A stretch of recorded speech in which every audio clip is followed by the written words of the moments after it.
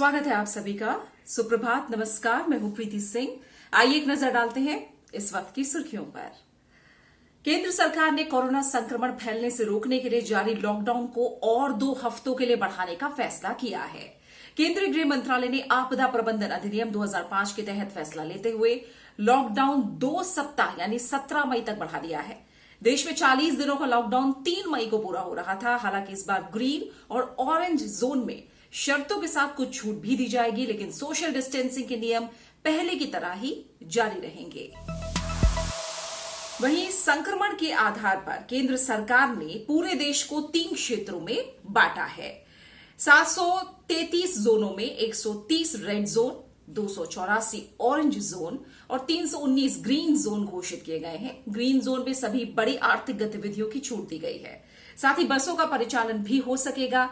हालांकि इन इलाकों में भी cinema hall, mall, sports complex बंद रहेंगे। वहीं ऑरेंज जोन में बसों के परिचालन की छूट नहीं होगी, लेकिन कैब की अनुमति होगी। यहां इंडस्ट्रियल एक्टिविटी भी शुरू होगी। वहीं रेड जोन में कोई रियायत नहीं देने का फैसला लिया गया है।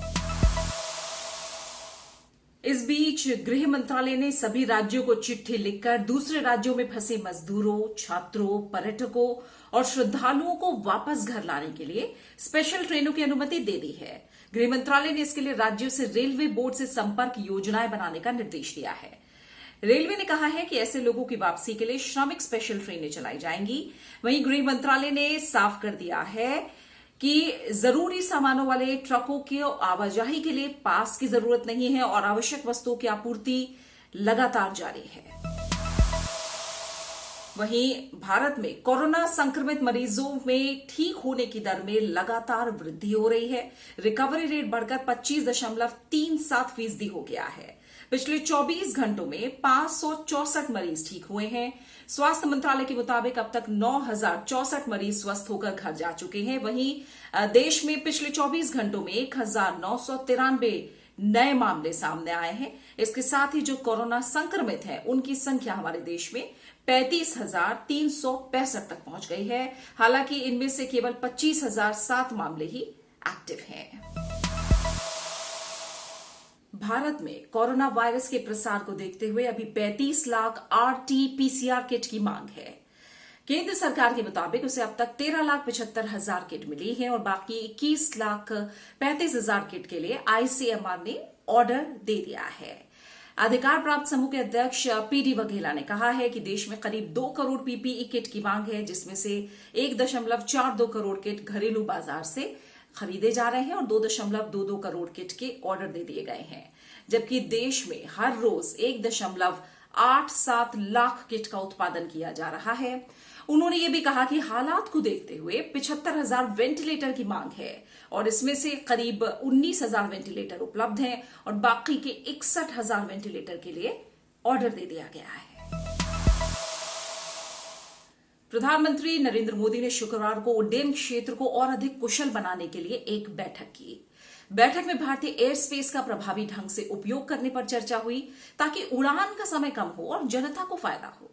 बैठक में अधिक राजस्व उत्पन्न करने के साथ साथ हवाई अड्डों की दक्षता बढ़ाने के लिए नागरिक उड्डयन मंत्रालय को 3 महीने के भीतर निविदा प्रक्रिया शुरू करने के लिए कहा गया है। साथ ही PPP के आधार पर 6 और हवाई अड्डों को सौंपने की प्रक्रिया में तेजी लाने के लिए भी कहा गया है। बैठक में EDGCA परियोजना की भी समीक्षा की गई और इस बैठक में गृह मंत्री अमित शाह, वित्त मंत्री निर्मला सीतारमण सहित कई वरिष्ठ अधिकारी भी उपस्थित थे। प्रधानमंत्री नरेंद्र मोदी ने कल विद्युत क्षेत्र के संबंध में एक विस्तृत बैठक की और कोविड-19 के प्रभाव का जायजा लिया। उन्होंने इस क्षेत्र के टिकाऊपन, लचीलेपन और दक्षता में वृद्धि करने के लिए विविध दीर्घकालिक उपायों पर भी चर्चा की। बैठक में कारोबार करने में सुगमता, नवीकरणीय ऊर्जा के प्रचार, कोयले की आपूर्ति में लचीलापन, सार्वजनिक निजी भागीदारियों और विद्युत क्षेत्र में निवेश को बढ़ावा देने के उपायों पर विचार विमर्श किया गया। प्रधानमंत्री ने अर्थव्यवस्था को गति प्रदान करने में विद्युत क्षेत्र के महत्व को रेखांकित किया। कोरोना वॉरियर्स को धन्यवाद देने के लिए रविवार यानी कल देश के सशस्त्र बल फ्लाई पास्ट करेंगे। इस दौरान एयरफोर्स श्रीनगर से तिरुवनंतपुरम और डिब्रूगढ़ से कच्छ तक फ्लाई पास्ट करेगी। Chief of defence staff general Bipin Rawat ने शुक्रवार को प्रेस कॉन्फ्रेंस में ये जानकारी दी। उनके साथ army chief general Manoj Mukund Naravane, air chief marshal V S Dhanoa और एडमिरल करमबीर सिंह भी मौजूद रहे। नौसेना भी 3 मई को अपने युद्धक जहाजों को तटीय क्षेत्रों में तैनात करेगी और उसे रोशनी से जगमगाएंगे। साथ ही नेवी के हेलीकॉप्टर कुछ अस्पतालों पर फूल बरसाएंगे। वहीं पुलिस बलों के समर्थन में सशस्त्र बल पुलिस मेमोरियल पर माल्यार्पण करेंगे। कोरोना वायरस की चेन तोड़ने और संक्रमित लोगों का पता लगाने के लिए बिहार में डोर टू डोर स्क्रीनिंग की जा रही है। राज्य के सभी जिलों में स्वास्थ्य विभाग की तकरीबन 2000 टीमें इस काम में जुटी हैं। टीम लोगों की ट्रैवल हिस्ट्री का पता लगाने की कोशिश कर रही है, जिससे आसानी से कोरोना संक्रमित मरीजों का पता लगाया जा सके और शुरुआती चरणों में ही प्रभावी इलाज किया जा सकेगा। बिहार में 13 जिले रेड जोन में शामिल हैं। चुनाव आयोग ने महाराष्ट्र की रिक्त विधान परिषद सीटों पर चुनाव कराने का ऐलान कर दिया है। आयोग के इस फैसले से महाराष्ट्र के मुख्यमंत्री उद्धव ठाकरे को राहत मिली है।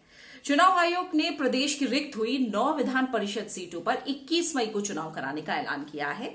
आयोग ने कहा है कि महाराष्ट्र विधान परिषद की रिक्त सीटों पर कोरोना के मद्देनजर विशिष्ट दिशा निर्देशों के तहत चुनाव कराया जाएगा। दरअसल उद्धव ठाकरे ने 28 नवंबर 2019 को मुख्यमंत्री पद की शपथ ली थी। ऐसे में उन्हें 6 महीने के भीतर विधानमंडल में किसी सदन का सदस्य होना अनिवार्य है, जिसकी समय सीमा 27 मई को समाप्त हो रही है। और इसी के साथ फिलहाल सुर्खियों में इतना ही। नमस्कार।